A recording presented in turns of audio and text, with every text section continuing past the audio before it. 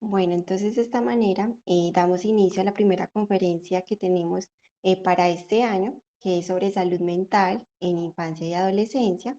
La salud mental es muy importante porque es un estado de bienestar emocional donde se es consciente de las propias emociones y la gestión de estas mismas, siendo muy importante pues en todas las etapas de la vida, pero principalmente vamos a hablar en la infancia y adolescencia, que es un tema muy importante hoy en día, que se puede evidenciar pues como muchos factores que inciden pues en la salud mental en estos pequeños y adolescentes. Entonces el objetivo es abordar la salud mental en la infancia y adolescencia para visibilizar esta problemática que aqueja a esta población, brindando herramientas que puedan ser implementadas para contener, ofrecer apoyo y recuperar y facilitar el equilibrio eh, de esta población. Más que todo, que inicie pues desde el hogar y ya pues escalando como todo las rutas de atención. Entonces, para esa conferencia tenemos el apoyo de Pilar Arroyave, que es médica psiquiatra especialista en niños y adolescentes. Ella es exalumna de 1994 y nos estará pues contando y hablando un poco más sobre esta temática. Entonces, de esta manera te doy apertura a esta conferencia. Bienvenida. Ay, muchas gracias, muy contenta de poder hablar con ustedes hoy sobre este tema tan importante. Sí, yo soy exalumna del colegio, me gradué en el 94, soy médica del CES, estudié después psiquiatría de niños y adolescentes en Bogotá y ahora trabajo en un centro de terapia para niños y adolescentes que se llama DBT Medellín.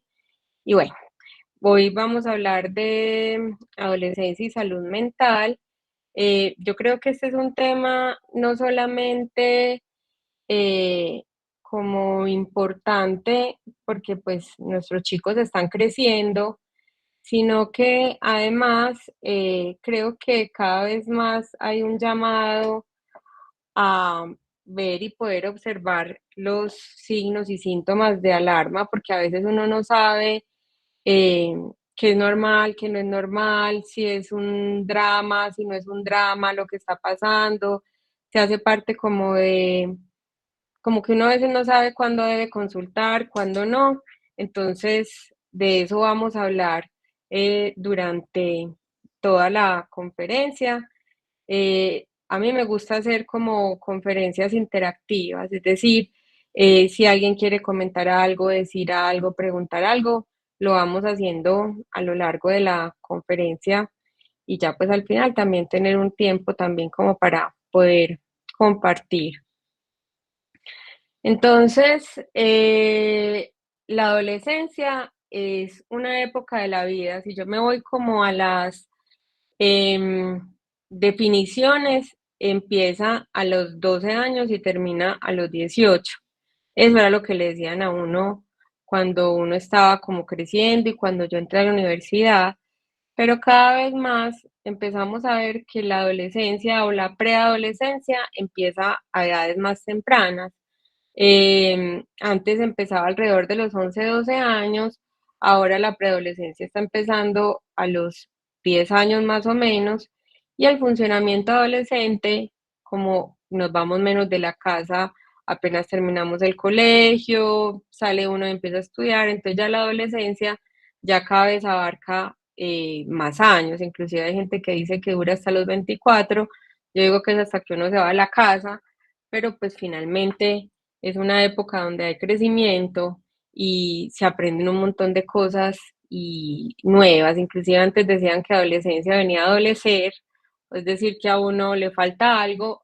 Yo creo que es más como un momento de la vida donde uno está como aprendiendo y viendo tantas cosas de la vida y se está preparando a tantas cosas que es imposible uno no cuestionarse o no moverse un poquito entre lo que pasa.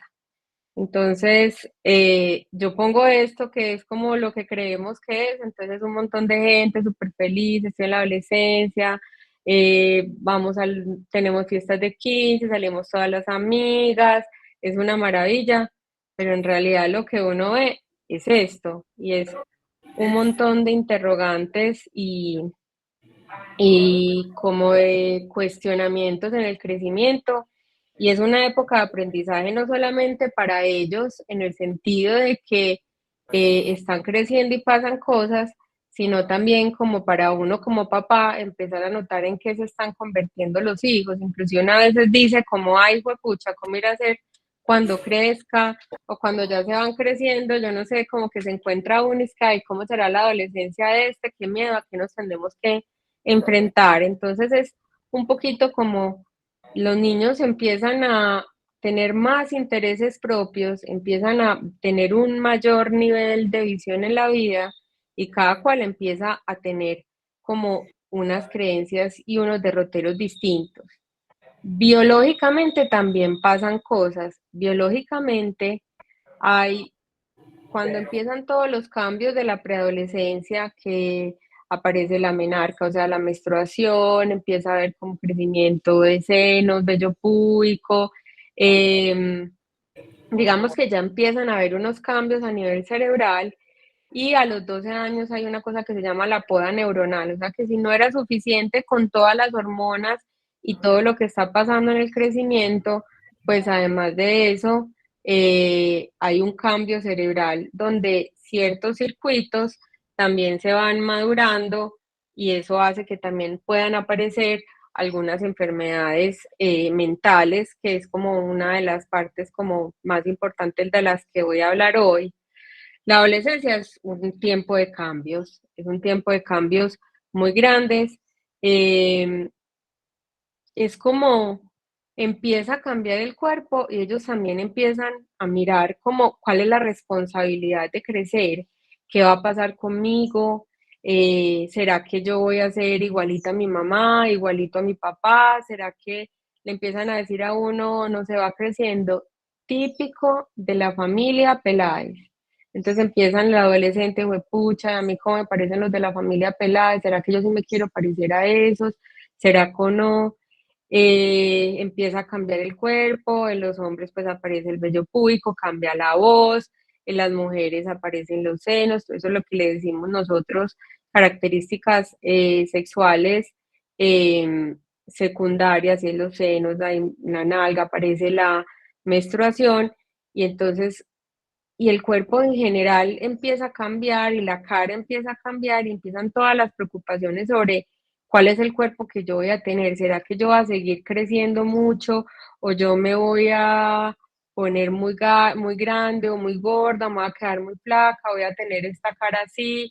Si empiezan a aparecer, les tienen que hacer pues como aparatos y cosas. Es como un espacio donde el cuerpo no les cabe y también eso hace que empiezan también como a cuestionar cosas de la infancia, ya empiezan a tener unas ideas muy claras del mundo, empiezan a pensar, por ejemplo, empiezan las ideas políticas, las ideas sociales, las ideas religiosas, empiezan a tener una conformación de un mundo muy individual y empiezan a separarse un poquito de los papás. Entonces yo a esto le digo como unos tiempos de cambio porque en la identidad es que no saben qué es lo que va a pasar, ¿cierto? Em, ¿Qué cosas son fijas que sí pasan? Aumento de la estatura y peso corporal, crecimiento de las distintas partes del cuerpo, las caderas se ensanchan, la cintura se vuelve más cortica, aparece el busto, aparece como el vello en brazos, en piernas, en axilas, empiezan ya a aparecer el útero, los ovarios, la menstruación, en los hombres pues aparece como todas las características, la barba, eh, como todas esas cosas que tienen que ver como con irse creciendo grandes, inclusive pues como que eh, empiezan a como a ser más distintos de lo que normalmente están. Y empieza a aparecer la imagen corporal. La imagen corporal es cuál es mi sensación con el mundo frente a cómo yo me muevo. Y es muy importante porque cuando uno es chiquito, la imagen que uno tiene de uno mismo es una imagen muy relacionada con lo que opinan mis papás sobre mí o yo cómo me muevo en el mundo. Y ya cuando empiezan a ser más grandes, empiezan a aparecer el autoconcepto. El autoconcepto no aparece en edades menores de una forma propiamente dicha. Antes uno tiene una opinión de uno, pero no pueden abstraer porque no, el mundo abstracto aparece después de los 12 años. Así uno tenga un hijo, ese es súper inteligente, es el mejor de la clase, pero no tiene abstracción del mundo real. Eso no aparece antes de la cuenta. Son de las cosas que uno puede ser brillante en todo, pero no aparece. Entonces la propia opinión empieza a aparecer mucho más hacia todos estos cambios que antes, y eso también hace que yo también me sitúe con respecto a lo que yo quiero. Inclusive una de las cosas como con las que a veces tienen más dificultades los papás es cuando se quieren vestir a su manera, que muchas veces no se relaciona directamente con cómo se viste la familia o cómo se visten los papás o culturalmente. Y en la parte afectiva también uno empieza a entender como la valoración positiva o negativa de lo que hacen y empiezan mucho a compararse con los compañeros, si me ven bonita, si me ven fea, si me ven flaca, si me ven gorda, y eso hace que se puedan sentir más a gusto o a disgusto con el cuerpo que tienen.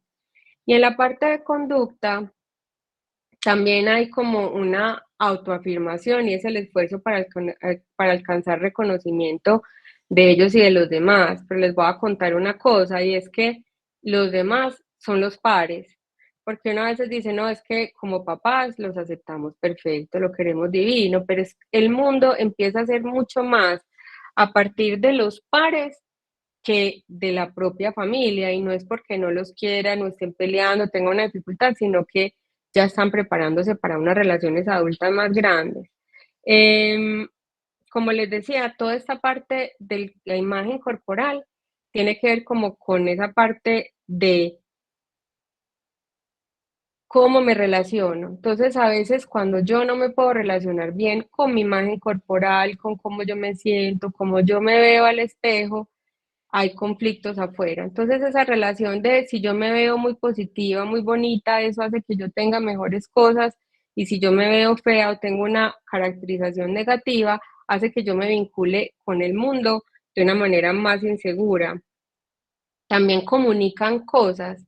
Entonces ya, por ejemplo, los adolescentes quieren tener, eh, siguen determinadas, ahora ya son Instagram, en la época de uno eran otras cosas, tienen como ciertos criterios, entonces quieren organizar el cuarto a su estilo, sus pinturas, y esa es una forma de ellos cómo se comunican con el mundo y cómo se sienten entendidos.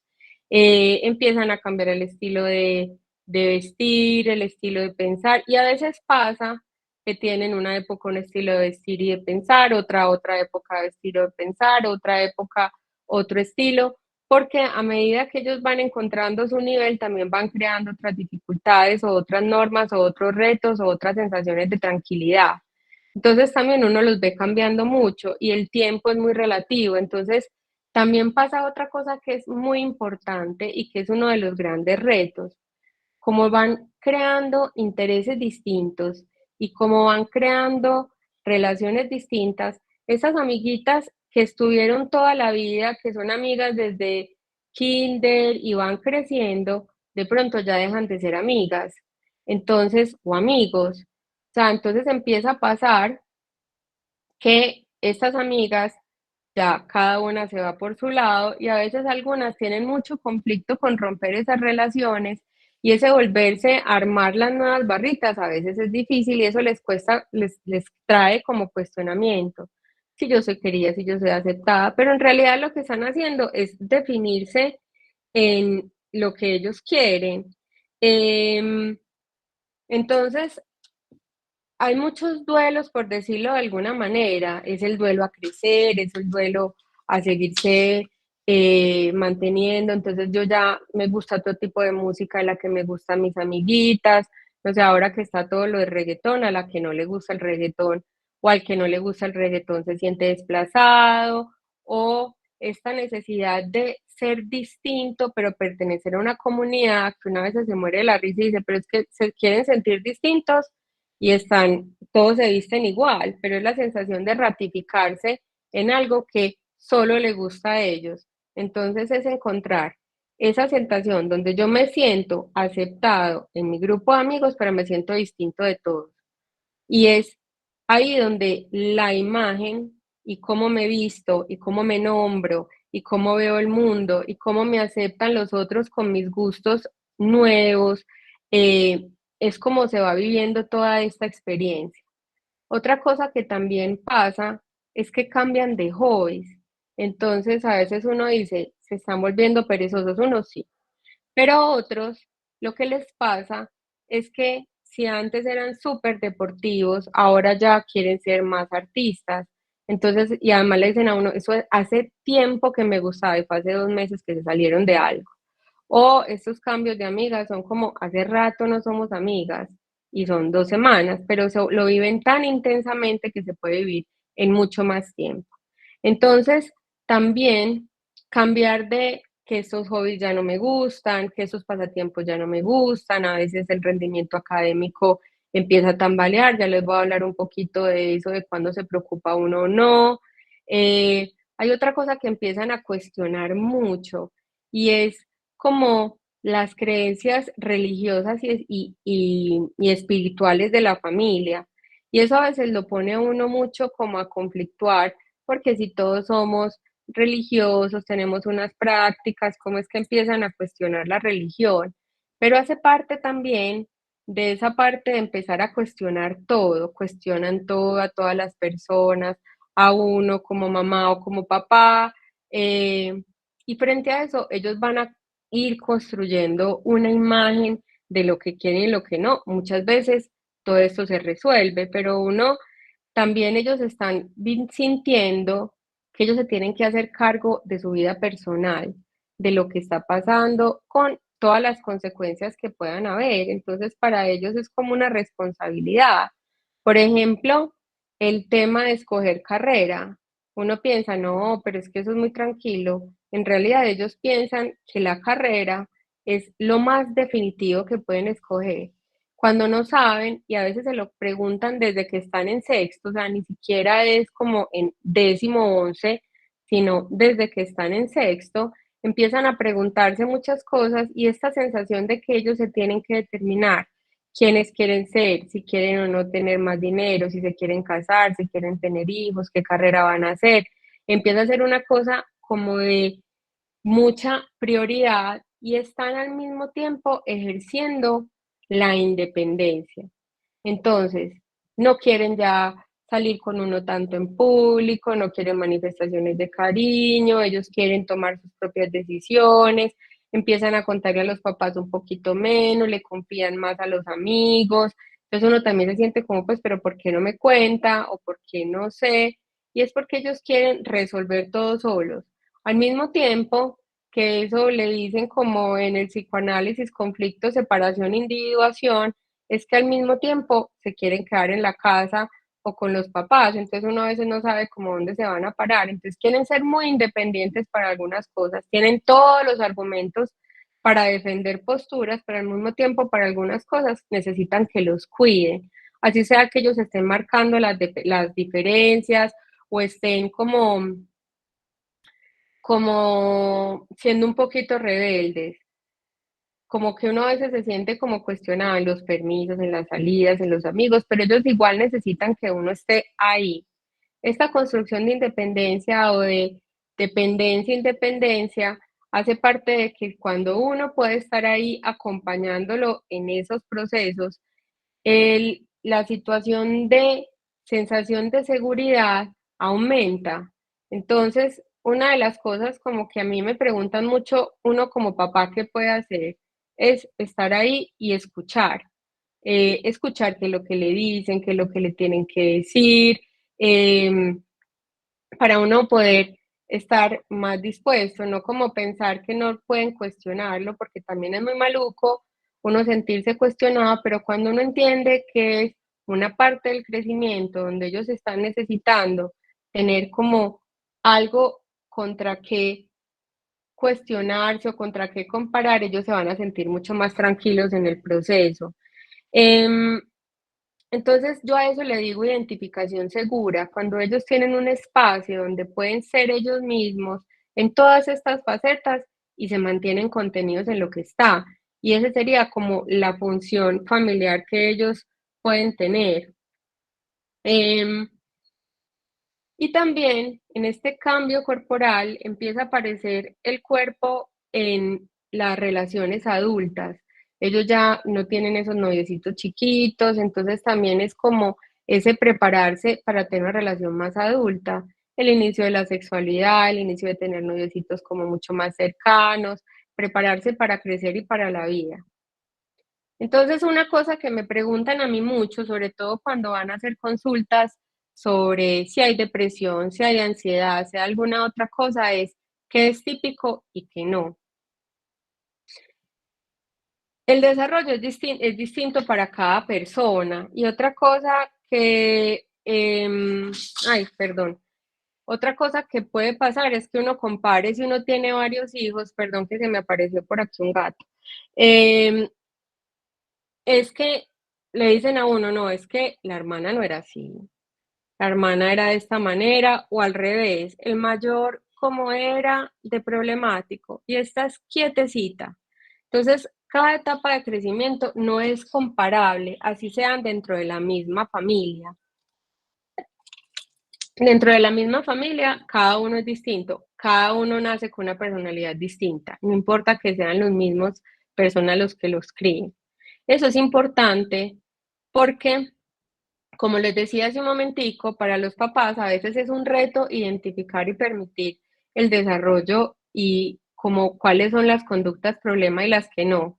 Ahorita les cuento como dónde hay que poner un poquito más de atención. Pero básicamente, típico son conductas que son comunes y esperables, dificultades con los padres, negarse a hablar de cosas del colegio, sus emociones, empezar a pelear un poquito más, ser más argumentativos, pero digamos que no llega a escalarse a otras cosas. Irse de la casa, quedarse 3 días, dejarse de bañar, eso ya son conductas que están mucho más escalonadas a lo que realmente está pasando. Eh, Hay otra cosa que es muy importante y es que muchos papás tenemos mucho miedo del crecimiento de los hijos. Entonces, o estamos demasiado tranquilos y normalizamos cosas o eh, empezamos a ver todo como un problema, no sé, apareció un vapeador en el colegio y uno trata al hijo como si fuera el que llevó el vapeador, o hay una sensación en la que, una situación donde llora todo el día, entonces uno ya piensa que tiene una depresión o te llama y hace un montón de cosas. Entonces, tratar de no sobre reaccionar a ciertas conductas es importante porque eso hace que ellos sientan como dentro de su crecimiento que hay cosas que ellos pueden hacer que pueden ser normales. Se pueden poner ahorita como más explosivos, más argumentativos. em, y como les decía y les he dicho mucho, y probablemente lo vuelvo y lo digo en algún momento, es que los papás debemos ser como parte de un soporte para que ellos puedan crecer dentro de un espacio tranquilo y seguro. Y a veces ese soporte significa flexibilizarse para que nuestro hijo pueda atravesar esas situaciones que tienen que ver con el desarrollo. Aquí voy a poner un ejemplo y es, Susana discute con su madre por no hacer los deberes. Durante la discusión, Susana le grita a su madre, te odio. Sube a su cuarto, tira la puerta y se queda el resto del día sin hablar con la mamá. Y al día siguiente, el comportamiento de Susana es normal. Alguien que me diga qué piensa de ese comportamiento. ¿Es normal, anormal? Alguien que escriba. Pilar, María Cecilia González levantó la mano. Entonces, le damos la palabra. Sí, Listo, entonces damos la palabra a María Cecilia González.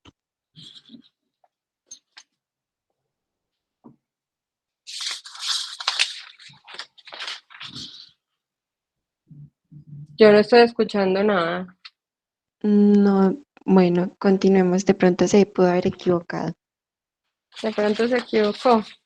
Bueno, eh, hay veces que hay personas que opinan que tirar la puerta es anormal, que no se pueda tirar la puerta. Tampoco va a decir que uno puede tirar puertas pues en la vida tranquilamente, pero muchas veces puede ser parte de que estén más impulsivos, un poquito más explosivos, entonces se llenan de como de emociones, actúan la emoción, entonces sí le pueden decir a uno, eh, te odio, no quiero estar contigo, es que ustedes son muy aburridos, a ningún papá le importa esto, es que tú eres la mamá más horrible del mundo, la única que le parece que yo tenga que estar estudiando todo el rato es a ti.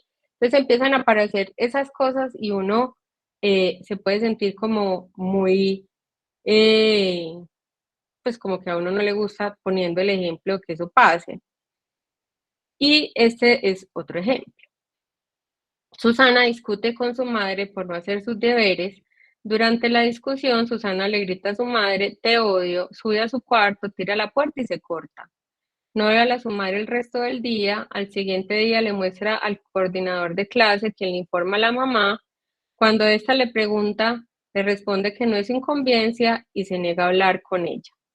Entonces ahí yo puedo mostrar dos situaciones que pueden estar eh, muy separadas. Finalmente, hay unas discusiones emocionales y puede pasar que se vuelvan mucho más emocionales, que se vuelvan mucho más expresivos del conflicto, pero eh, cuando ya la comunicación está rota, cuando ya empiezan a haber cortes o empiezan a hablar de que se quieren morir o te dejan de hablar 3 días, ahí ya hay algo que no es adolescencia normal, sino que puede ser parte de otra cosa que esté pasando, donde yo tengo que estar más atento a lo que está pasando. Entonces, cosas que pueden pasar usuales. Igual si alguno quiere escribir o contar como conductas que les pueden parecer usuales, también muy chévere. Discusiones, tirar la puerta, negarse a hablar con su familia sobre sus emociones y comportamientos. Eh, una conducta problema en general trae más consecuencias para esa persona y la familia. Entonces uno le, hola, ¿cómo estás? ¿Cómo te fue? Bien. ¿Qué hiciste? Lo que hago todos los días. ¿Y qué hiciste todos los días? Estudiar. ¿Y qué? ¿Saliste con alguien? Con amigos, mami, ¿con quién más voy a salir? Entonces empiezan como a alejar un poquito, pero en otros momentos, yo no me acuerdo con quién, con alguna mamá hablaba que los mejores momentos eran mientras manejaban el carro de las cosas que hablaban. En otros momentos uno va manejando, está tranquilo y le empiezan a contar cosas. Pero ya cuando se van sintiendo como más, como con enfrentones, digamos que en el sentido de sentirse más cuestionados o juzgados, ellos dejan de hablar. Y eso es usual. Cambian la alimentación, cambia el cuerpo, cambian los gustos, cambian sus ideas sobre las cosas, em, cambian de hobby, empiezan a estar mucho más preocupados, por ejemplo, por su apariencia física, cómo le ven los otros, entonces empiezan a arreglar más, empiezan a mirar si se maquillan, ahora pues todas están muy, se arreglan pues divinas todas, los hombres están que si tienen cuadritos, más como muy pendientes y todos esos cambios que una veces los puede confundir con vanidad o con otras cosas, tienen que ver con todo esto que les estoy contando, todas las épocas de cambio y todas las cosas. Otra de las cosas es que antes tenían que ordenar dos cosas y uno los ponía pues a atender la cama, ahora tienen que responder por cuadernos, materias finales, no finales, si se quieren presentar y estudiar para una beca, tienen que esforzarse más, tienen que tener rutinas, entonces también muchas cosas de las que uno le quiere. Pepe, ve y tiende la cama. No la tiende. Después, que tiende la cama. No la tiende. Hasta que ya uno se pone bravo y empieza, mami, pero vos, ¿por qué sos tan brava? Yo ya la iba a atender. Entonces uno como también como muy, pues, hay que decirle, Pedro, a las 9 tiene que estar la cama tendida. Entonces este cosito, pues este chiste que pongo acá, tiene que ver como que a veces uno les tiene que poner como algunos retos o algo para que ellos también se puedan mover. ¿Qué quiere escuchar uno como papá? Uno quiere que le digan, papá, tengo problemas para lidiar con mis diferentes retos como adolescente y quisiera que me ayudaras al respecto. No, eso no lo va a escuchar uno. ¿Qué es lo que uno escucha?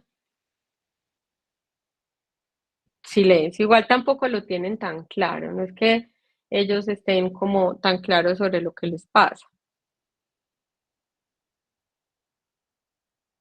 Ahora sí hablemos de nuestro tema más importante. ¿Por qué es importante hablar de salud mental? Porque la salud mental hace parte de las quejas más grandes en niños y adolescentes frente a cualquier otra enfermedad que pueda tener un niño y un adolescente. Y además, porque tiene un impacto directo en el crecimiento y en el desarrollo de estos chicos. Finalmente, yo a alguien le decía también en una de mis citas que si uno tiene una depresión a los 10 años, a los 12 años, estoy parando de vivir casi que todos los retos que yo debería estar viviendo y aprendiendo en la vida. Y eso hace que también mis experiencias más adultas se vean afectadas. Y sin digamos que dejar de tener en cuenta que hay cosas que le pueden cambiar a uno la vida para siempre. Entonces, si mi vida irá así y yo tengo una enfermedad mental que no es diagnosticada, pues de pronto yo tengo que cambiar todo mi estilo de vida o irme para abajo, ¿cierto? Y cuando yo también hablo de qué es normal y qué no, se supone que los niños son todos felices y que los adolescentes también están felices y salen y si están aburridos es porque están aburridos y que no tienen ninguna razón para sentirse mal. Y que si se sienten mal es porque les falta algo, pon de tu parte. Pero cuando hay cambios biológicos, eso de poner tu parte o ser agradecido, pues realmente no lo van a poder hacer porque biológicamente no pueden. Y como uno no está pensando que un niño o un adolescente puede tener una enfermedad mental, se la puede pasar. Entonces, estas estadísticas que yo les pongo acá son bastante importantes, también un poquito para sensibilizarlos de qué es lo que se debe hacer o cómo nos debemos comportar y cuándo buscar ayuda y cuándo no. En el mundo, uno de cada 7 jóvenes entre los 10 y los 19 años, o sea, el 14% a nivel mundial, padece algún trastorno mental. Eso es 13% de la carga mundial de morbilidad. Eso no es poquito. Em, Cuando uno empieza a mirar como cuáles son los porcentajes de enfermedad cardiovascular, hipertensión, es más o menos el 5% en adultos. Entonces, es una incidencia muy alta y a veces uno la puede pasar desapercibida. Y el suicidio es la cuarta causa de muerte entre los jóvenes entre los 15 y los 29 años. Esos suicidios, que además en Antioquia están disparados y cada vez en gente más pequeña, hace que se nublen o que se paren cosas que deberían estar viviendo o haciendo desde mucho antes. Em, También la OMS, en un estudio que hizo en el 2020, mostró que 20% de los adolescentes tienen algún problema de salud mental cada año. Cuando hablamos de enfermedades cardiovasculares en adultos, sigue manteniéndose una cifra muy parecida. Las enfermedades físicas son mucho menores en la incidencia en el tiempo, mientras que la salud mental empieza a ser más importante. Yo no sé si ustedes se acuerdan que cuando apareció la pandemia y a todos nos guardaron, que además de eso, los que más llevaron del pato fueron los niños y los adolescentes. Y los adolescentes que tenemos hoy de 14 años tenían 10 11 años en ese momento. O sea, están empezando a crear un montón de herramientas para la vida y empezaron a decir que la segunda pandemia era la salud mental, con eso es lo que nos estamos enfrentando en este momento. Las hospitalizaciones en niños y adolescentes en salud mental se han cuatriplicado. Antes no existían hospitales de salud mental para niños y adolescentes y ahora han tenido que abrir camas, lo que, por ejemplo, cuando yo estudié psiquiatría no pasaba. Ahora hay lugares específicos que no tienen una cama, tienen 5 o 6. ¿Qué significa? Que toda la incidencia o todo lo que ha estado pasando ha ido aumentando. Y esas estadísticas son unas estadísticas muy grandes. Vuelvo y les pongo lo que les decía, las enfermedades cardiovasculares son el 2% y son en personas mayores de 70 años. 3,6% de los adolescentes entre los 10 y los 14 años y 4,6% de los que tienen entre 15 a 19 tienen un trastorno de ansiedad. Eso es muy alto. Y más o menos 1,1% de los adolescentes entre los 10 y los 14 años y el 2,8% de los 15 a los 19 tiene depresión. Entonces sigue estando muy alto y un niño y un adolescente que tiene una depresión a los 15 años está perdiendo calidad de vida enormemente cuando no tienen un diagnóstico y un tratamiento adecuado.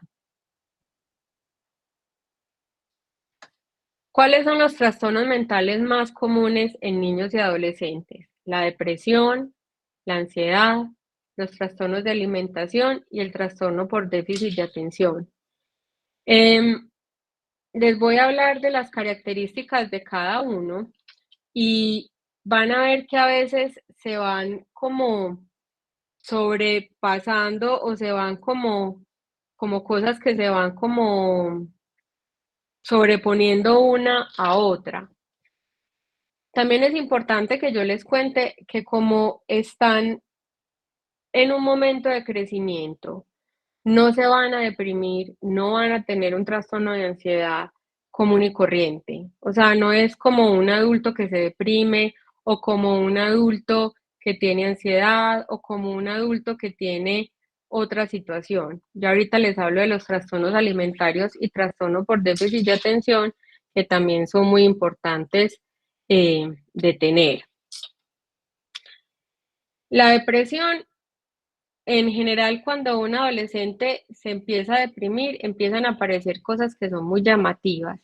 Se empiezan a alejar, empiezan a dejar de salir con sus amigos, empiezan a pasar mucho más tiempo encerrados en su cuarto, inclusive a veces con todo cerrado, que parecen como en unas cuevas.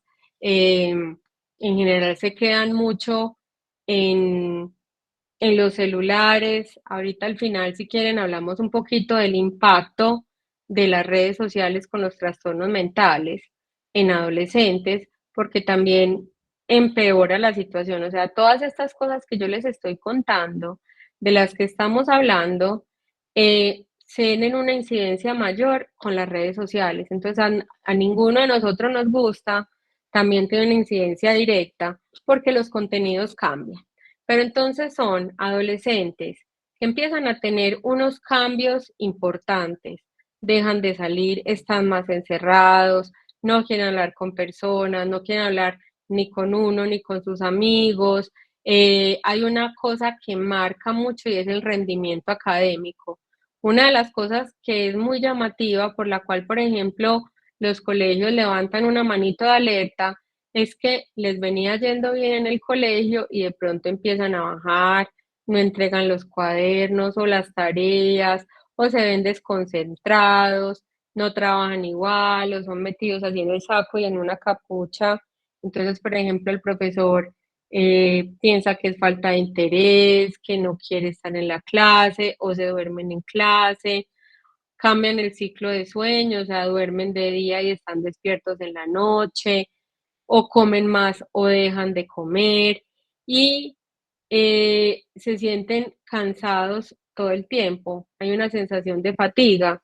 Los adolescentes, muchos hablan de cansancio, que uno dice nacieron cansados, pero estos empiezan a estar mucho más cansados y mucho más fatigados que otros niños que tienen la misma edad. Entonces hay un cambio. pasan de estar bien, de estar contentos, de hablar con la gente, a estar mucho más aislados. Ya, si yo voy a un pasito más arriba, como de señales de alerta que uno puede tener, pueden hablar de la muerte, pueden hablar de que no quieren estar acá, de irse, desaparecer, pueden empezar a hablar que son una carga para la familia, inclusive pueden tener la sensación de que todo estaría mejor si ellos no existieran, y es una cosa que le dicen a uno. O sea, yo siento que yo soy una carga para mi casa, que mis papás están encartados conmigo, que no, que yo no les aporto, se pueden sentir una carga, entonces uno a veces les dice, pero habla con tus papás, cuéntales, dicen, no, tiene muchos problemas, yo no quiero ser un problema más, o sienten que pueden decepcionar, entonces también una de las cosas es que se quedan muy callados. Y hay otras cosas que pueden empezar a pasar cuando hay depresión sobre todo, y es que empiezan a haber cortes. Los cortes pueden hacer parte de muchas otras enfermedades, pero son principalmente en trastornos depresivos, sobre todo cuando están más relacionados con la depresión. Para ellos nombrar las emociones es muy difícil, sienten mucho, sienten muy intensamente y cuando ellos, por ejemplo, hacen cutting, esa sensación de malestar que tenían en 10 baja a cero casi que inmediatamente. Entonces eso hace que eso se pueda repetir. Eh, a veces pasa que las amiguitas se preocupan, entonces lo llaman a uno y le dicen cosas. Entonces estas son las características más frecuentes en la depresión de niños y adolescentes. Entonces no es que uno los vea en la cama, tirados, y tienen una cosa que a uno a veces lo hace sentir como que no entiende muy bien qué es lo que está pasando, y es que hay reactividad con el medio. O sea, salen con las amigas, las sacan de la casa y pasan felices, dichosas, se toman fotos y llegan a la casa y ¡boom! Se abruman, se van a dormir y empiezan a pensar. Yo digo mucho como Roy en la película, empiezan a pensar qué hicieron, si dijeron, si no dijeron, como empiezan a rodar la película en la mente sobre qué pasó y qué no, o todas las preocupaciones que tienen y pensamientos muy negros, soy una carga, yo no voy a poder hacer nada. Otra cosa que les pasa, que a veces es muy difícil para uno como papá preguntar, y es como, ¿tú cómo te ves o qué quisieras estudiar? No, yo no me veo. Pero como uno los ve que sale y que pasan con los amigos, entonces uno dice, pero bueno, ¿está deprimido o no? Porque para salir con los amigos sí puede salir, pero en la casa no. Entonces, se llama reactividad al medio y es una cosa que tienen que tener como en cuenta. Ese es el trastorno por depresión. La depresión no es tristeza, es un estado permanente de la conducta que dura entre 3 semanas y ya después de 2 meses es claramente una depresión. Y eso es clínico, no es como una cosa que ya se le va a pasar. Y la importancia de uno poderle poner el nombre a una enfermedad es que uno puede buscar un tratamiento para eso y eso también les puede ayudar a mantenerse como uno guiado y acompañado, no minimizar, sino poderse mantener ahí. Em, la ansiedad es distinta y tampoco le pasa como los adultos. Los adultos tenemos unas preocupaciones mucho más claras sobre el trabajo, la relación que tenemos, si va a haber algo. Los niños y los adolescentes se ponen ansiosos y no saben por qué. Entonces no tienen una causa aparente. A veces se relaciona con algo, no sé, una pelea con una amiguita, una pelea con un novio o con, digamos que cosas que uno ve o que lo regañaron en la casa, pero muchas veces no saben por qué. Entonces, eh, esa es una de las cosas más importantes. Otra, y ahorita les voy a decir también otra diferencia hay con la depresión. Ellos se levantan bien, hacen las cosas y se empiezan a sentir más ansiosos a lo largo del día. Por la noche son un manojo de nervios. Cuando empieza como a bajar el sol, empiezan a estar mucho más angustiados, inclusive a veces les da miedo dormirse o sienten que cada cosa que hacen va a tener una directa relación con algo que les pase. Está empezando el año y se sienten muy brutos, entonces están estudiando y no entienden una cosa y piensan, voy a perder el año. Es que yo voy a perder el año. Si no hago todo perfecto, yo voy a perder el año. O sea, eso es lo que va a pasar. Y eso, pero pues mira, estamos en febrero, ¿no? Y si yo pierdo el año, no va a pasar a la universidad, va a ser todo un fracaso, esto va a ser lo peor que me puede pasar y están en séptimo. No vení, falta octavo, noveno, décimo, once, no está pasando nada, estamos en febrero y es un quiz. No, yo no puedo perder nada, yo no puedo perder nada, yo no puedo perder nada. Y ese es un tipo de ansiedad que es una ansiedad que tiene que ver con ser como overachiever, o sea, son sobrepiensan, tienen que tener grandes logros, grandes exigencias, entonces se presionan mucho con el colegio y con todas las otras actividades, inclusive a veces cuando se sienten muy abrumados pueden tener crisis de pánico. Una crisis de pánico es una sensación de falta de aire, que no les entra aire, inclusive a veces pueden pensar que se van a asfixiar o que tienen una enfermedad muy grave. Y después de que pasa, eso dura más o menos entre media hora y una hora. Después de que pasa, siguen estando muy nerviosos y con mucho miedo a que les vuelva a pasar. Esto se mantiene durante la mayoría del día, todos los días, al menos durante 2 meses. Y lo que ven es que sienten que cada cosa que hagan van a repercutir directamente en cualquier cosa que para ellos es importante, incluyendo sentir que defraudan. Ahí, en esa ansiedad, es principalmente a los papás, como si yo voy a hacer una decepción, todo va a fallar, es un fracaso, y se meten y se meten y se meten en un loop y terminan sintiendo estos síntomas de ansiedad. Son con muchos pensamientos, piensan mucho y es muy difícil para ellos dormirse porque todos los pensamientos se les vienen a la cabeza y es muy difícil como apagar la cabecita y conciliar el sueño.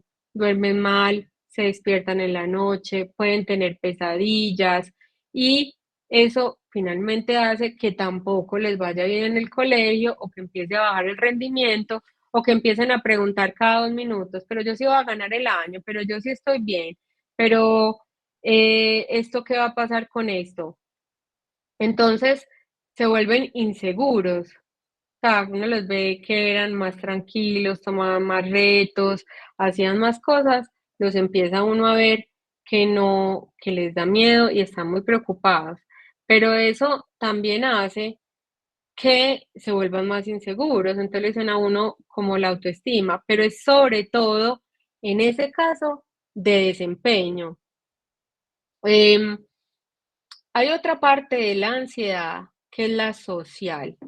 Eh, Muchas veces cuando no tienen habilidades sociales chiquitos, el reto de empezar a crecer, salir más, los cambios corporales, empiezan a hacer amigos en otros colegios, empiezan a pensar si me miran los niños o si me miran las niñas o todo eso da ansiedad social. Ansiedad social, y esto es muy importante porque la voy a juntar con trastornos alimentarios, es que a veces no piensan, como yo les decía ahorita, de que a uno le gustaría que le dijeran, hola, es que tengo problemas de socializar, siento que necesito herramientas de comunicación y más tranquilidad para hacer amigos. Lo que empiezan a pensar es que son feos, que son gordos, que son brutos y que por eso no consiguen amigos. Entonces tienen el reto de poder hablar con más personas, de hacer más amigos. Además que ya les venía contando que em, al principio con el crecimiento ellos venían siendo como igualitos todos, súper juiciosos y aquí empiezan a cambiar. Entonces, si yo tengo ansiedad social, cambio de grupo de amigas porque mis amigas son muy distintas a mí. Tengo que conocer gente nueva y además tengo ganas de una relación de pareja y además me tengo que sentir bien conmigo misma, el entorno, vestirme bonito, ¡pum! Se vuelve un rollo y en lugar de y esto sí es de los que menos se dan cuenta ellos de que es como yo se los estoy diciendo. En lugar de empezar a decir, listo, entonces voy a buscar dónde me meto, cómo aprendo, cómo me pongo más seguro, lo que hacen es que se aíslan. Entonces ya les da mucho más miedo empezar a socializar porque ya están encerraditos. Entonces, hacer como que se abren otra vez y empiezan a hacer relaciones cuando está ese tipo de ansiedad que se llama ansiedad social, es más complicado porque es más difícil como empezarles a decir como tranquilo, empieza a salir, abre con todo el mundo, mírelo con el nombre, sino que se van poniendo como más alejados de eso y empieza a pasar que le empiezan a poner el peso de por qué no les va bien consiguiendo amigos a su físico o a su inteligencia que en la dificultad para tener, pues como yo le digo a eso, efectividad interpersonal, como habilidades de comunicación.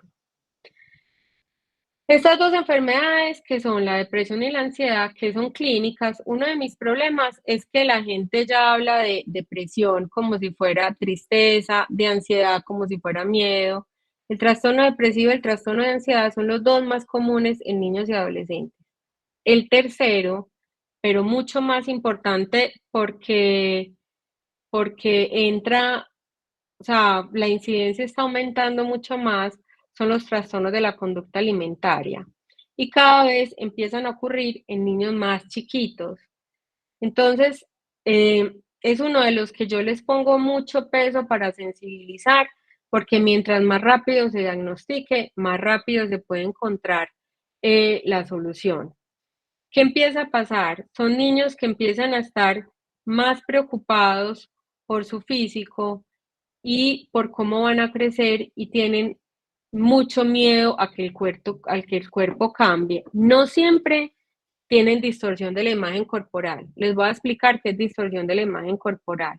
Distorsión de la imagen corporal es que yo no puedo ver mi cuerpo como lo ven otras personas. Entonces yo veo a mi cuerpo más grande de lo que realmente es, pero no es lo que a uno más o menos ve en las películas o ve como en propaganda, si es que se ven así de grandes cuando son así, sino que no ven la realidad. A veces sí se ven muy obesos, a veces no, y tampoco a medida que van haciendo cosas por bajar de peso, ven los cambios, se siguen viendo iguales, como si el cuerpo no hubiera cambiado. Entonces, ¿qué empieza a pasar?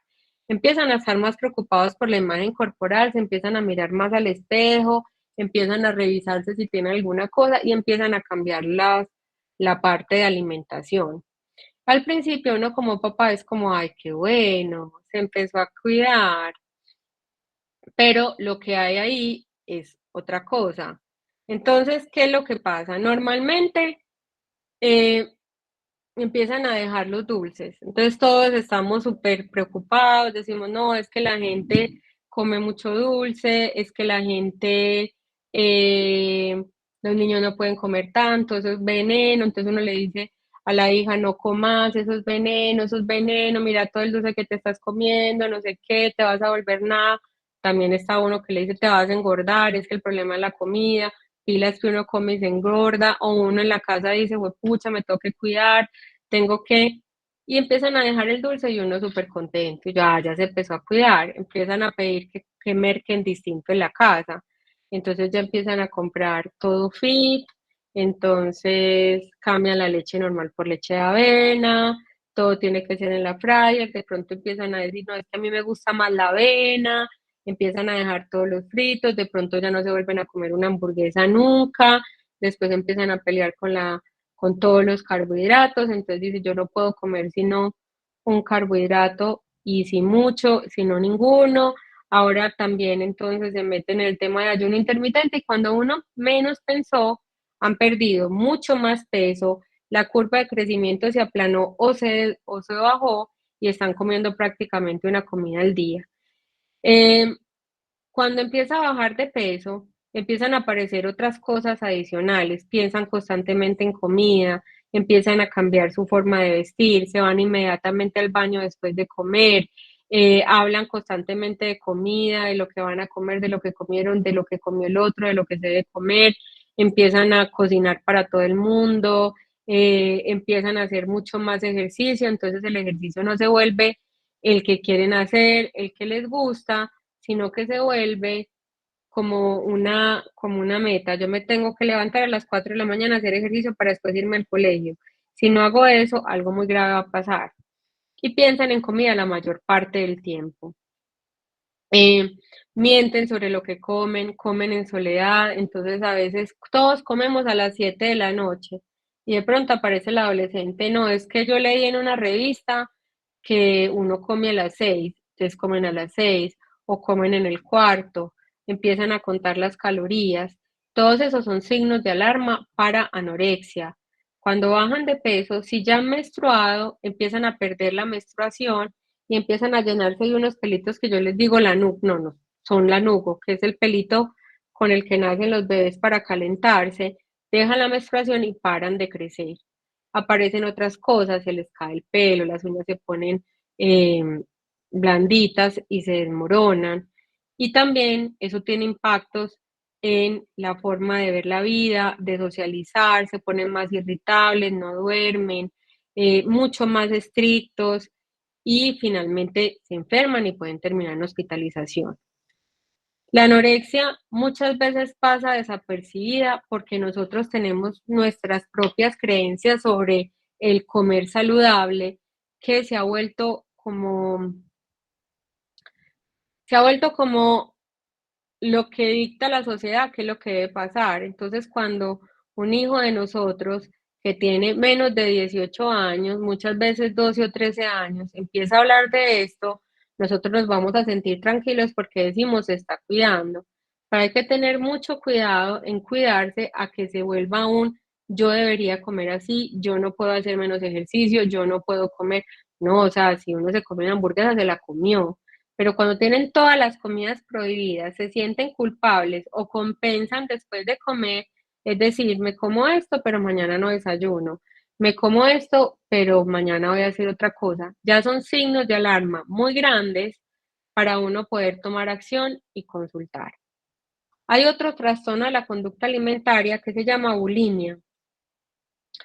La anorexia en general empieza a partir de los 9 años y se puede presentar, ay, perdón, en algún momento de la vida.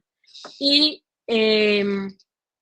la bulimia empieza a aparecer después de los 14 años más o menos y consiste en pensar constantemente en comida, en pensar que voy a tratar de comer o voy a dejar de comer y tener atracones de comida. ¿Qué es un atracón de comida? Un atracón de comida es que coman una gran cantidad de comida en un espacio muy corto, más o menos 2 horas, con ideas de pérdida, sensación de pérdida de control, mucha preocupación, como si no tuvieran como sensación de que comen y luego ir al baño a vomitar. Es muy frecuente. Ocurre más o menos en el 4% de los adolescentes. Vuelvo con como mis estadísticas de enfermedades cardiovasculares en mayores de 70 años, que es 4% es mucho. En Antioquia han aumentado una cantidad importante de tiempo. Y finalmente una niña que tiene anorexia, yo la puedo ver porque uno ve una niña que se va adelgazando constantemente. Una niña que tiene bulimia o un niño, eh, no les puedo ver el cambio porque es una cosa que ocurre en soledad. ¿Qué puede ver uno? Que piensan mucho en comida, que el peso es yo-yo, que tienen cambios en los ciclos menstruales, entonces suben de peso, bajan de peso, suben de peso, bajan de peso. Y empiezan a aparecer, no sé, comemos y todos comemos lo mismo y de pronto el mecato de la casa se perdió, no hay. O empiezan a llegar rápido, miran uno la cuenta y uno ve quién pidió todo esto, y es que se los comen y los comen en secreto, y después hacen conductas purgativas. Hay sensación de pérdida de control y después van al baño y vomitan o pueden tomar laxantes o compensar. Me comí 800 calorías, voy a hacer 800 calorías de ejercicio, así me muera y lo tengo que hacer ya. O toman pastillas quemadores de grasa, otras cosas para adelgazar. Y hay otro que es mucho más difícil de diagnosticar. Con la bulimia, ¿cuáles son los signos de alarma? Eso yo, en la alimentación que se pierda la comida, que vayan al baño inmediatamente después de comer. Entonces uno está en un restaurante y se van para el baño y se quedan un tiempo largo de tiempo. Em, y el trastorno por atracones es sensaciones o momentos de atracones que son grandes consumos de comida sin compensación, pero uno los ve que se comen mucha cantidad de comida, que tienen sensación de pérdida de control, o uno dice como ve, pues para, y hay aumento de peso progresivo y está muy relacionado con obesidad.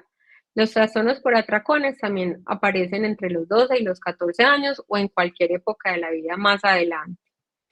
En este los signos clínicos no son tan grandes o es más difícil de verlos, pero sí es un adolescente que está subiendo de peso constantemente y que no ha tenido buena relación con la comida. En todos los que les estoy contando, la imagen corporal es un tema. Hay distorsión de la imagen corporal y mucha preocupación con el cuerpo y la forma de la comida o la forma de comer. Piensan en eso la mayor parte del día. Se comparan con otras personas, miran quién hay al lado y se les vuelve un sistema de vida y genera mucho sufrimiento y mil de enfermedades. De anorexia te puede dar un infarto, se te quiebran los huesos, puedes tener dificultades o pérdida en la fertilidad, en la bulimia se te puede rasgar el esófago, te puede dar, perder electrolitos y te puedes enfermar, terminar hospitalizado. Y en obesidad, pues claramente un problema de obesidad muy grande. Entonces esto va como escalándose y mientras más temprano uno pueda hacer un diagnóstico de un trastorno de la conducta alimentaria, más fácil sale uno de él y más esperanza de vida, por decirlo de alguna manera, tiene. El trastorno por déficit de atención, no sé si quieren hacer algún comentario, yo voy aquí muy feliz conversando,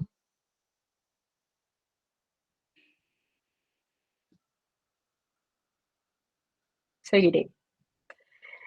El trastorno por déficit de atención es una enfermedad que ocurre en la infancia, uno nace con él, pero cuando entra la adolescencia hay unos cambios que son más marcadores, em, que son los que voy a hablar principalmente. Cuando hay trastornos por déficit de atención con o sin hiperactividad en niños, cuando son muy importantes, los diagnostican en el colegio, se ve por la forma en el aprendizaje, por los tiempos atencionales, pero no se mide tanto con impulsividad como puede aparecer en los adolescentes. Entonces, los adolescentes tienen mucho más cortos periodos de atención, pero empiezan a ser mucho más impulsivos y es más difícil para ellos regular las emociones. Entonces van con toda. Entonces uno les dice que no a algo y salen y pelean, o los ven mucho más evitativos o mucho más confrontadores de la autoridad, pueden tener dificultades con amigos, porque se ponen bravos de una, entonces van diciendo todo lo que les aparece por la cabeza y no siempre tienen las habilidades para reparar esas relaciones que les están afectando. Em, y esas conductas impulsivas tienen además otra consecuencia de la que no voy a hablar hoy, a no ser que aparezca al final la pregunta por parte de ustedes, pero tiene que ver con que son mucho más, em, tienen mucho más riesgo de que tengan adicciones o conductas problema porque todo les gusta. Entonces quieren probar todo lo nuevo, todo lo prohibido. Entonces, si tienen además una herencia de adicción o de alguna otra enfermedad mental, ahí se van enganchando. En las características o las red flags que uno puede identificar son mucho más sutiles, pero si ve uno que niños que tenían un diagnóstico de déficit de atención, que lo venían manejando con neuropsicólogo, con psicólogo, con aula de apoyo, empieza a ser mucho más impulsivo, más oposicionista, tener más problemas, hacen más bullying, entonces tienen este problema de la intimidación escolar, em, y muchos más problemas entre pares. Y a veces pasa mucho con estos niños, que son los que peregrinan de colegio en colegio y pasan por muchas partes porque no se aprenden a regular y empiezan a tener otras consecuencias que no son solamente las académicas. Además que la exigencia académica cuando están en bachillerato es mucho más alta. Bueno, entonces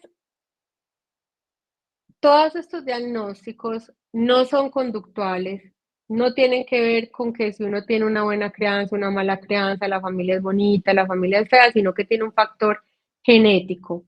Antioquia tiene un peso genético importante para enfermedades mentales y si yo tengo la genética, yo siempre digo que hay como, es un triangulito para que a uno le dé una enfermedad mental y es la parte genética, la parte de personalidad. Uno nace con una personalidad, no importa la familia, no importa con cuánto amor o no, o si son igualitos todos, la personalidad uno nace con ella y con algo de temperamento y el ambiente. Cuando se junta que tengo una expresión genética con un temperamento, una personalidad específica y un ambiente que es el que hace que a mí se me marquen más todas estas expresiones, aparece la enfermedad mental. Les voy a poner, por ejemplo, les voy a poner un ejemplo. El ejemplo es el siguiente. Hay niños que son nerviosos desde chiquitos. Pues a uno la mamá le dice, no, mira, desde chiquito era miedoso, le tenía miedo a las arañas, no quería salir solo, fue muy difícil dejarlo en el colegio, es muy preocupadito. Yo le digo a eso, es un manojo de nervios. Esos niños, lo más posible que les dé es un trastorno de ansiedad o un trastorno depresivo más que alguna otra cosa, porque tiene una personalidad más nerviosa. Y eso que yo les estoy describiendo de la personalidad no es una enfermedad, pero es más fácil que ellos hagan una enfermedad mental, un trastorno de ansiedad, que es un trastorno clínico, que otra persona que sea el alma de la fiesta, no tiene nivel de peligro, todo lo hace, no tiene ningún problema, habla de todo delante de todo el mundo, es amigo de todos. Este es un niño con un déficit de atención, pero un niño que eso tendría el diagnóstico desde chiquito, pero hay otras que son, pero pues, o sea, son arrolladores, hablan con todo el mundo, tienen más relaciones con personas fácil. Esos, por ejemplo, tienen más riesgo de hacer bullying, de sufrir de bullying o de hacer depresión. Entonces, esta cadenita es súper importante porque eso también marca cosas. Ahora, las experiencias traumáticas también pueden ser determinantes para una enfermedad mental y ahí se incluyen em, otras cosas que tengan que ver con eso. Las experiencias traumáticas, uno piensa que el trauma es solamente si a uno le lo abusan o tiene violencia intrafamiliar o tiene alguna violencia de conflicto armado. Pero hay otras experiencias traumáticas que uno a veces puede minimizar, que sí pueden marcar y definir la vida de un niño o de un adolescente. Y estas son el bullying, y yo ahí pongo una foto muy específica y es como que a uno lo excluyan de un grupo social, que le digan cosas. Ahora, además de que haya intimidación escolar, puede haber ciberbullying, pueden haber publicaciones de cosas, hacer publicaciones anónimas. em, entonces, estas formas de intimidación escolar pueden marcar definitivamente la aparición, por ejemplo, de un trastorno depresivo o un trastorno de la conducta alimentaria principalmente, porque son situaciones que se sienten como abrumadoras, que no tienen las habilidades para resolverlo y se vuelven un defecto de ellos. O sea, si me hacen bullying por ser gordo, yo soy gorda, como si eso me definiera y no soy capaz, perdón, de tener una forma distinta de resolverlo porque nunca lo aprendí. Y mientras más chiquitos ocurre el bullying, es más posible que eso me marque definitivamente. Em, y bullying es cualquier tipo de bullying. Te les hablé del bullying como que hay una situación directa, un abuso, pues como un insulto, que me digan gorda, fea, y otro es cuando empiezan a hablar y a hacer chismes detrás de uno o publicaciones o arman un chat que dicen todos odiamos a Claudia o aparecen publicaciones que no deberían ser o grabaciones. Eso es un bullying indirecto que es muy importante y ahora que, por ejemplo, los niños pueden llevar celular al colegio, no lo sacan en clase, algunos sí, pero además de eso tienen muchas herramientas para hacer bullying en los descansos. Yo no estoy diciendo con esto que estoy de acuerdo o no que lo tengan, pero sí tienen muchas más posibilidades de hacer situaciones de bullying que en otro momento donde no iba. La pérdida de un ser querido también es importante, sobre todo en la época donde lo pierden y si tienen la posibilidad de hacer un duelo adecuadamente o no. Eh, Otra muy importante es la disfunción familiar. Disfunción familiar es papás separados que no tienen buena comunicación, rupturas traumáticas, alcoholismo dentro de la casa, situaciones de maltrato intrafamiliar o papás que tengan una enfermedad mental que no se la hayan tratado o papás que pueden ser muy invalidantes a la hora de criar. Todas esas situaciones que yo les pongo ahí un nombre grande, que es disfunción familiar, también es un factor de riesgo para hacer una de estas enfermedades. Y el consumo de drogas, y ahí meto el vapeador por un ladito, no es una sustancia psicoactiva, pero sí es una, ¿cómo le digo a eso? Es una sustancia de abuso porque hay cada vez más consumo y eso se ve reflejado en situaciones donde se puede marcar más una enfermedad mental.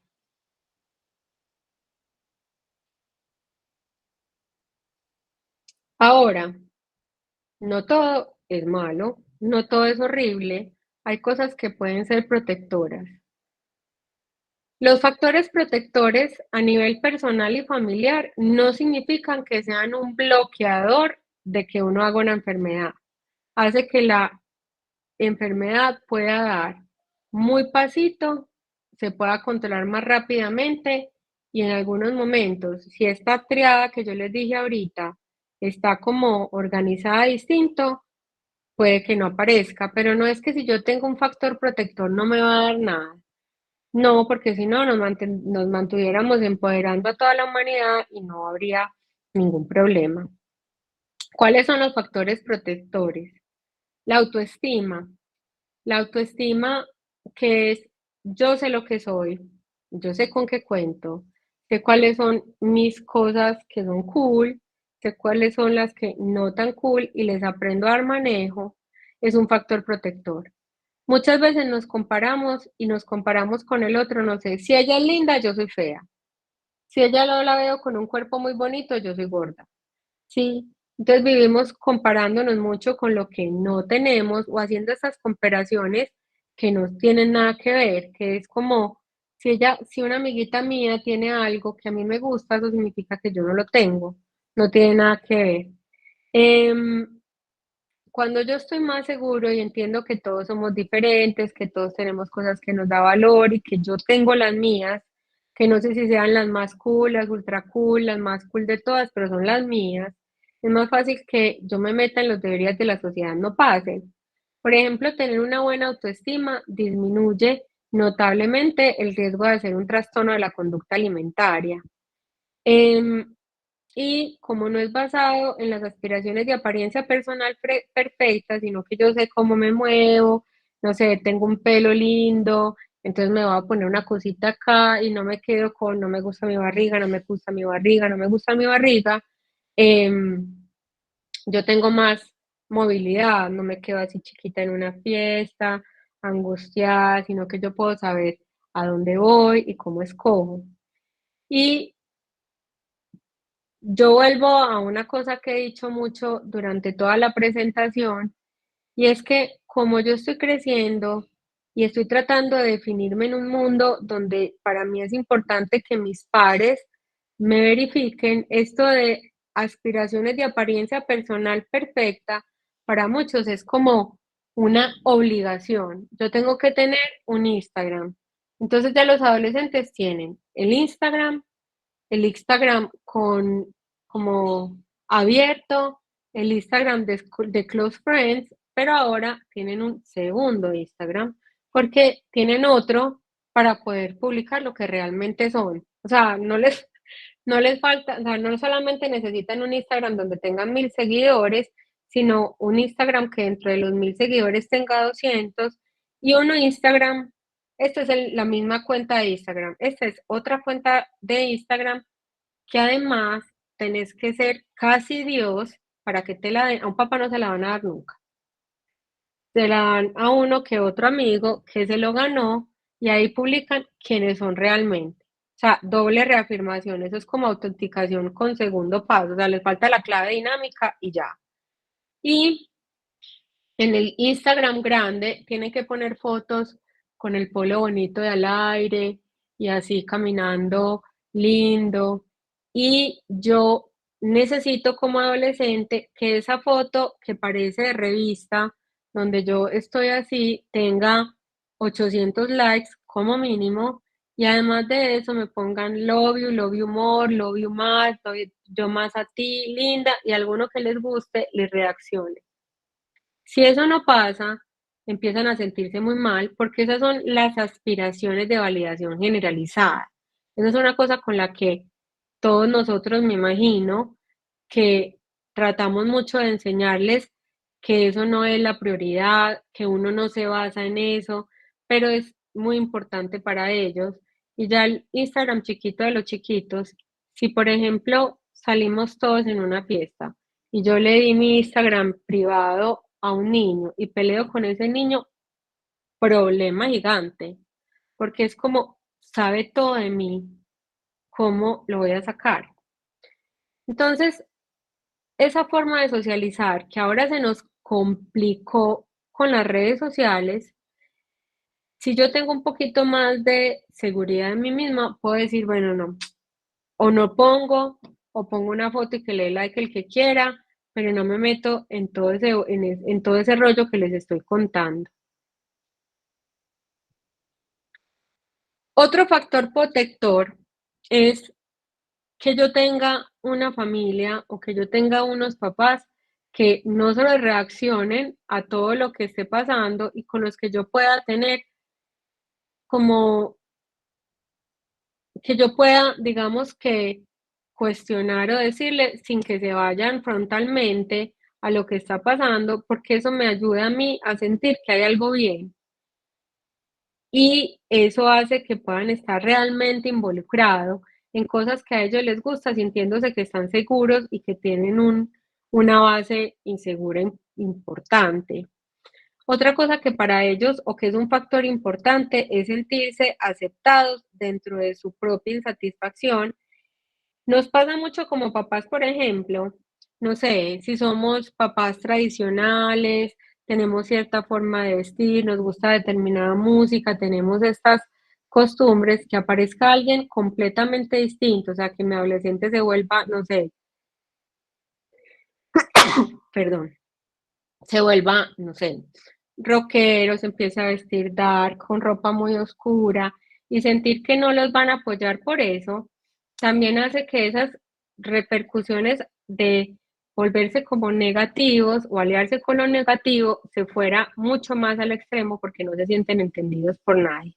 Entonces esa definición de positivo o negativo depende también o tiene que ver con la parte de aceptación social y ahí en los factores protectores es por parte de sus seres más cercanos.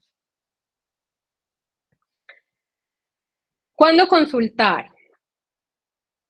Cuando tengan alguna red flag sobre algún comportamiento que ha cambiado, que no era el usual, que aparece de la nada, que yo no puedo explicar, es una razón para yo empezar a consultar a un psicólogo o un psiquiatra. Eh, Cuando hay cambios en la alimentación, sea que dejen de comer, que cambien los hábitos, que se vuelvan muy fit y después no puedan cambiar, que disminuyan la cantidad de comida, que empiecen a dejar de comer porque se sienten muy mal, se encierren, hablen de la muerte. Si alguno les habla de la muerte, por favor, escuchen.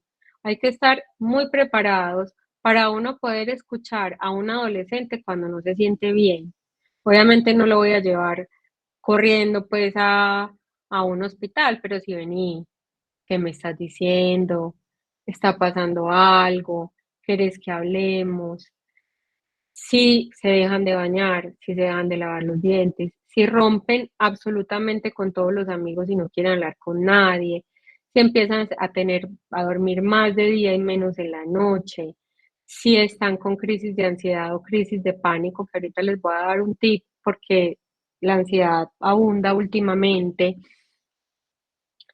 si hay cambios en el peso, si están más impulsivos, si pelean más, si se ponen muy raros, si uno, digamos que sale con amigos y llegan muy raritos, empiezan a consumir más alcohol, todo eso es indicación de consultar.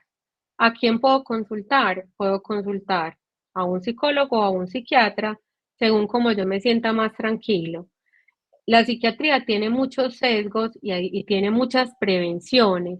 Entonces, a veces los papás necesitan que un psicólogo les diga que lo lleven a un psiquiatra. No pasa nada.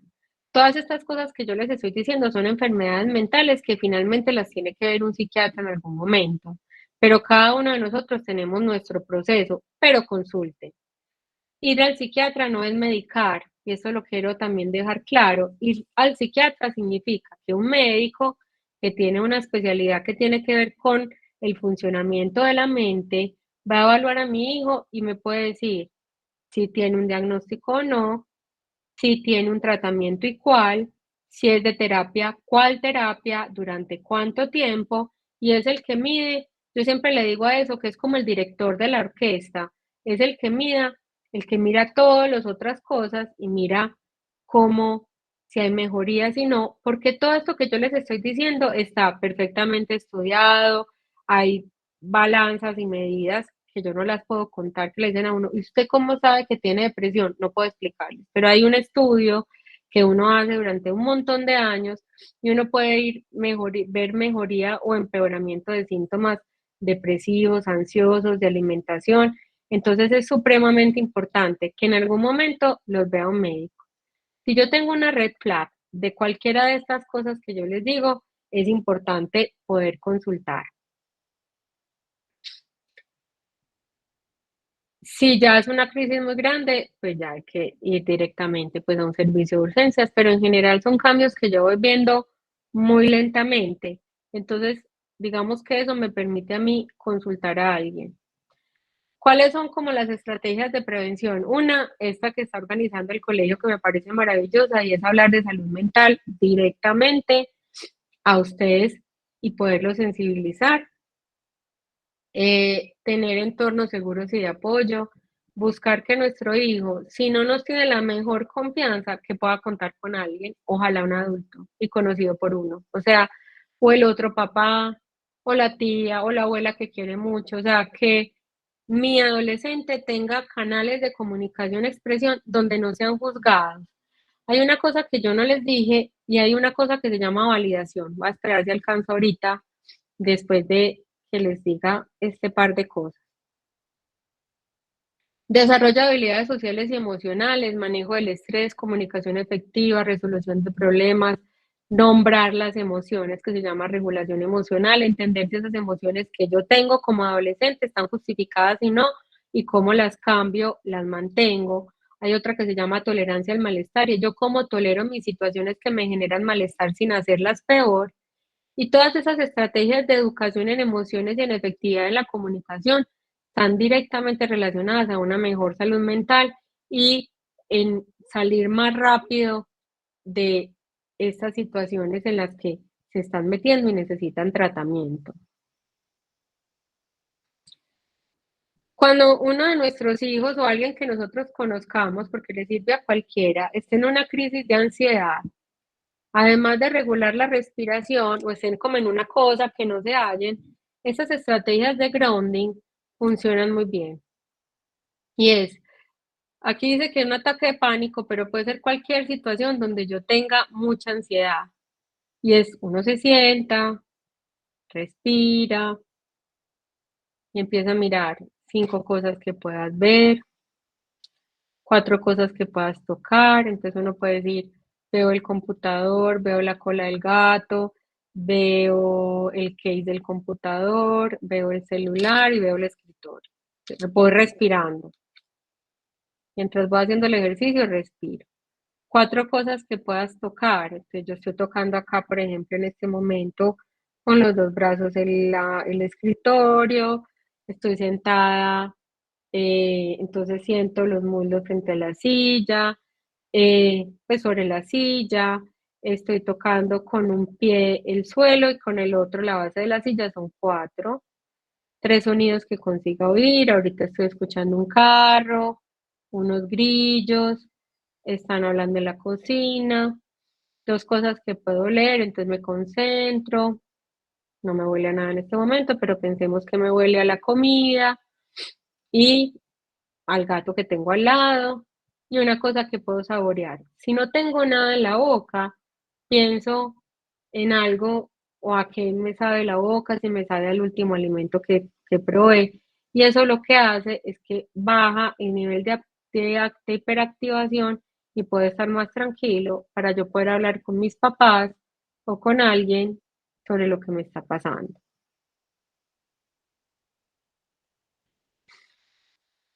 ¿Cómo ayudar? Escucha activa y comunicación abierta. Escuchar no es, mami, es que me peleé con Susi, Susi es la peor. Claro, es que yo te he dicho que es que Susi es muy mala amiga tuya, es que ella nunca ha sido buena amiga. Eso no es escuchar. Escuchar es, que es validación. ¿Qué pasó con Susi? No, mira, es que estábamos hablando y me dijo que yo tenía el pelo horrible, y yo me sentí súper mal y entonces pasó tal cosa, entonces uno escucha, no está pensando que Susi siempre fue muy mala amiga, sino, ok, ¿y eso cómo te hace sentir? Me hace sentir mal porque yo siempre soy la mejor amiga, yo estoy ahí siempre para ella y ella no quiere estar, ok, estás triste. Eso es validar, entender que desde el punto de vista del otro, eso que me están contando tiene un sentido. Cuando yo me siento escuchado, la emoción baja y eso me da mejor poder como papás y acerca la relación. Eso es muy importante. No hacer juicios de una, sino que yo escucho todo lo que me quieran decir. Busca de profesionales cuando sea necesario. Es importante, es mejor que uno decirle, mira, yo te considero una niña linda, tranquila, hermosa, irle buscando un terapeuta que decirle, no, valórate, es que a ti lo que te falta, tienes todo en la vida, mira, tienes familia, tienes lo que quieres, vivimos bien, estás en un buen colegio, ¿qué más necesitas? Eso es invalidar la conducta del otro, pues, o las sensaciones del otro. Entonces, yo puedo pensar que no entiendo por qué mi hijo, el adolescente con el que yo estoy, necesita ayuda, pero la puedo ir buscando mientras tanto, apoyo familiar y en la comunidad y que puedan tener claridad sobre sus propias opiniones y valores y darse cuenta de lo que ocupan en el mundo. Si hay algo que no saben, lo pregunto, pero pregunta abierta, no haciendo juicio. Mira, ¿qué sientes? No es que Sucia es mi mejor amiga, a mí me puede parecer que es cero amiga de ella, pero yo escucho porque es buena amiga tuya. ¿Y qué pasó? O sea, preguntas abiertas, describiendo, no con juicios, porque si uno empieza, pues claro, yo también sabía que no era tu mejor amiga. Juicio, si ves, mami, es que vos no te das cuenta, me criticas todas las amigas. Tú, se amplió la relación. Bueno, esto era lo que les traía para hoy. Yo creo que tenemos un poquito de tiempo para preguntas. Sí, incluso ya tenemos una persona levantando la mano, te damos la palabra, Brigitte.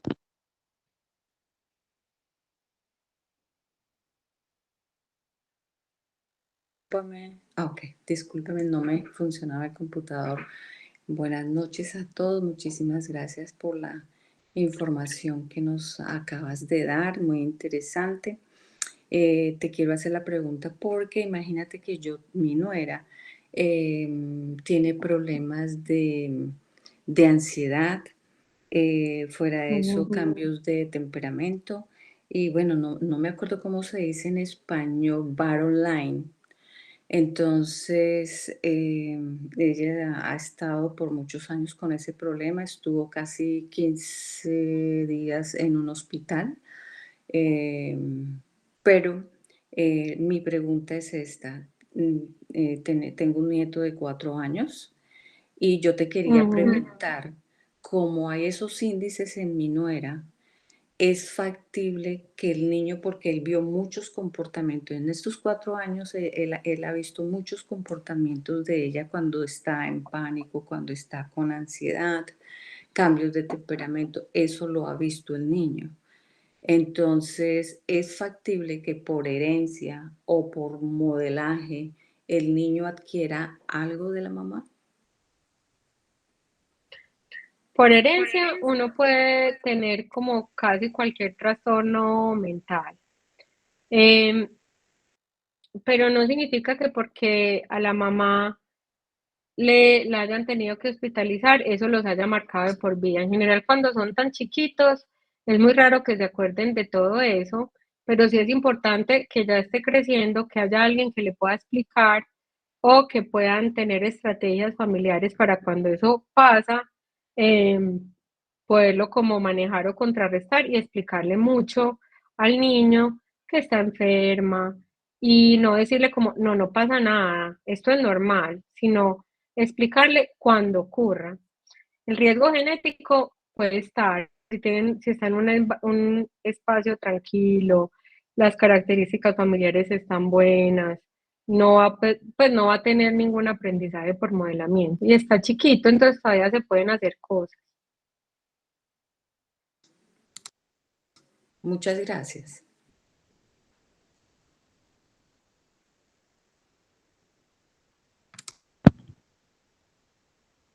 ¿Alguien más tiene alguna duda, alguna apreciación que quiera realizar en estos momentos, aprovechando pues que tenemos este espacio para socializar con la conferencista?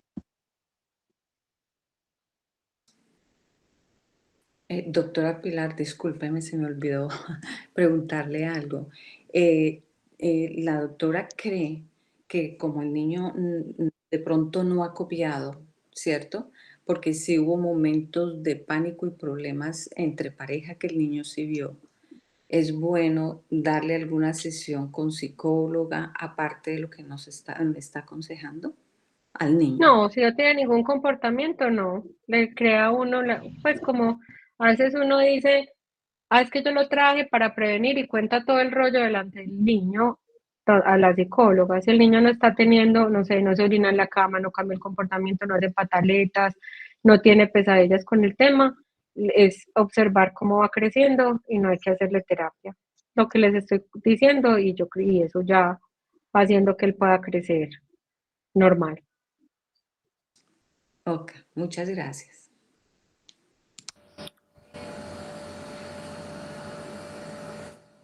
Bueno, tenemos Y a Jan. yo hago una observación, le quiero preguntar algo a la doctora. Soy Luz María Mejía. ¿Me están Hola, escuchando? Hola. sí.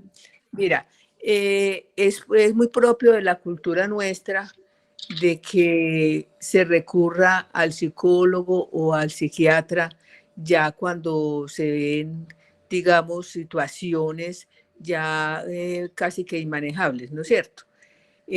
Uno ve en otras partes donde la persona tiene, así como se lleva al niño al pediatra o la persona mayor va donde su internista, que tienen como una ayuda a un psicólogo o un psiquiatra donde Ujú. puedan hacer comentarios sin que tenga la persona digamos, un cuadro muy marcado de algo.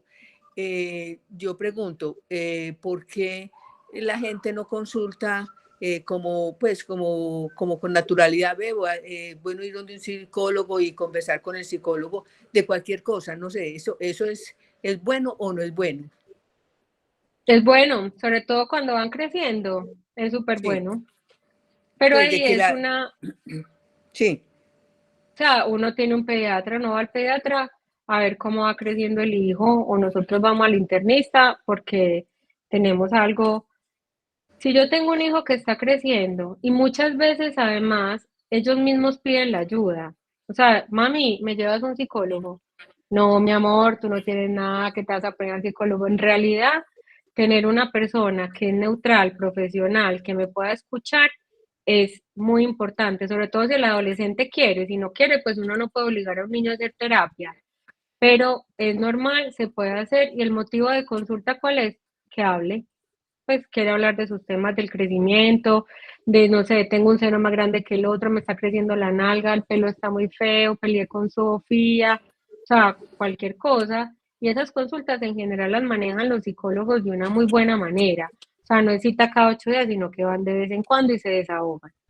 De sí, ahí, sí, sí, tranquilo, sí, o sí. sea, eso se puede hacer y ya las otras son consultas para cosas específicas.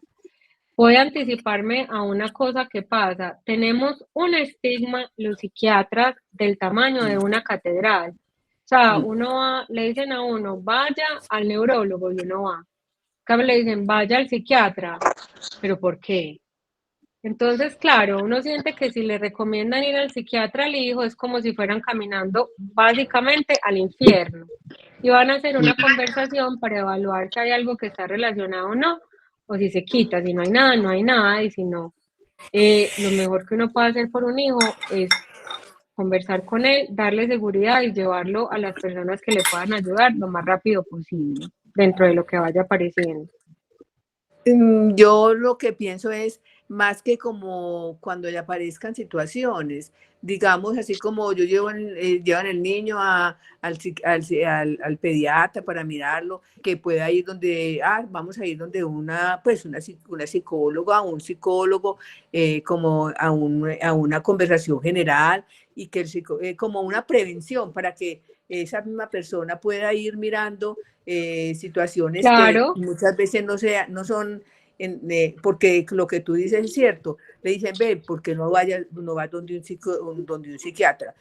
Yo acaso estoy loco, yo acaso estoy loca. exacto. No, Exactamente, así miran eso como a un grado de locura, cuando pues entonces digo que es muy importante como empezar como a manejar eso dentro de la cultura o dentro de lo normal, es decir, de que el niño tiene 7 o 8 años, vamos a ir donde un psicólogo para que conversemos con ese psicólogo cosas ricas, pues, y que el psicólogo ya esté preparado, le pregunte y vaya viendo, orientando y situaciones les que... dan educación de las emociones, muchas cosas. Yo Exacto, también estoy de acuerdo.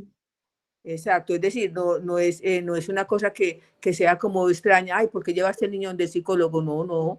O el esposo diga, o la señora diga, ¿para qué van a llevar al niño donde psicólogo? No, para que converse. Digo yo que es prevenir situaciones que, como tú misma decías en la charla o en la conferencia, la gente muchas veces no ve esos llamados de atención por las ocupaciones, por lo que hacen los padres y dice, no, eso es normal cuando puede que ya no sea tan normal.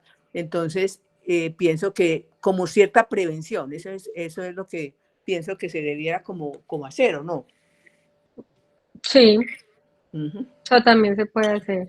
Bueno, me pareció muy interesante la charla, excelente, me parece, excelente, para toda clase de público, como se dice. Yo soy abuela, pues, pero tengo la nieta muy pequeña, pero de todas maneras es una pues, como caer en cuenta de muchas cosas uno que también puede como abuelo ayudar a preparar para Ujú, situaciones. Bueno, muchas gracias. con mucho Bueno, gusto. tenemos a Janit Palacio y ya de allí pues vamos cerrando la conferencia. Buenas noches. Eh, Muy agradecida con la doctora Pilar. De verdad que esa conferencia me llegó mucho. Tengo hijos adolescentes, dos. Eh, Cuando vivía con el papá de mis hijos, similar a lo que usted dijo, era algo muy ¿cómo le digo? Para él era algo muy inferior llevar a mi hijo, el menor, al psicólogo. Eh, que eso era un chantaje de él, Mm, que era para llamar la atención. Y viéndolo desde este punto de vista, ahora que usted dio la conferencia, es algo como, o sea, real, algo que está pasando mucho, mucho, mucho en nuestros jóvenes hoy día, el no prestarles atención, el enfatimar de que es una etapa de crecimiento solamente para ellos. El escuchar hoy día, el escucharlo hoy día me ha servido mucho.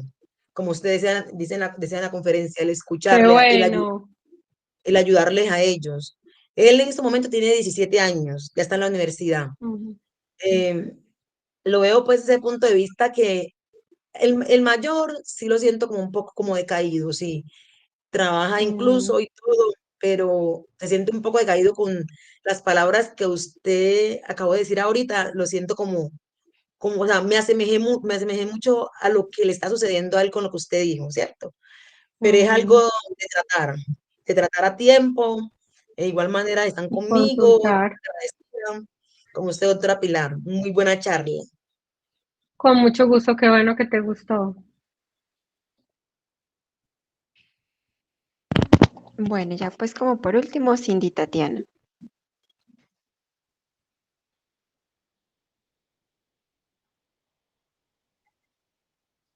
Cindy Tatiana, ¿tienes alguna pregunta, apreciación? Veo que estás levantando la mano. Bueno, aquí en los comentarios nos dicen que la conferencia, la información que nos brindó el día de hoy fue muy interesante. También que eh, Ángela Patricia nos dice, tema muy interesante ya que tengo nietos preadolescentes, aclaran situaciones que pueden ser observadas y así entenderlas mejor. Estefa González también nos dice, muchas gracias, demasiado importante esta charla. Entonces, desde la Asociación de Exalumnas de la Enseñanza, también en nombre de la directora de la Asociación María Eugenia Restrepo, te damos las gracias por toda esta información que nos brindaste el día de hoy. Es una información que es muy importante siempre tenerlo presente porque nosotros somos quienes encargamos de guiar a estos niños y a estos adolescentes, ¿cierto? Para que tengan una crianza respetuosa, que sea pues una crianza que les permita a ellos tener más habilidades, desarrollarlas de una manera pues adecuada. También es muy importante para cada uno de nosotros los que asistimos, que es muy importante la que nos decías, la validación y ser una red de apoyo, ¿cierto? Acompañar a estos jóvenes en este proceso sin juzgar, entendiéndolos, porque ellos también pues, nos van a entender y también esto de los signos de alarma, siempre estar pues atentos, cualquier cosa pues que ustedes vean que sea muy importante y que requiera pues de una ruta de atención con psicólogo, pues tomar estas medidas también de manera que el adolescente también esté de acuerdo y quiera hacerlo, ¿cierto? Para que no se sienta presionado Perfecto. ni tampoco, si le iba a decir algo. Ay, sí, qué pena, es que ahorita no me negó el permiso para habilitar el micrófono, entonces no me podían escuchar. Y ahí sí me escuchan. Sí, Bueno, pues lo mismo que las otras mamás, muy agradecida, muy identificada, porque por ejemplo, yo no soy con el papá del niño, entonces es como una alerta para yo estar muy pendiente durante el crecimiento del niño, porque, por ejemplo, el papá del niño es como a veces muy conflictivo, entonces como para yo saber cómo manejar esta situación, porque me identifiqué mucho en mi adolescencia con lo que la doctora decía, que yo sufrí de depresión, entonces me parece muy bueno pues como estos espacios, estas charlas para nosotros saber actuar ante estas situaciones y saber identificarlas y cómo proceder. Entonces me parece muy bueno, muy agradecida y ojalá que se sigan haciendo. claro que sí, muchas gracias.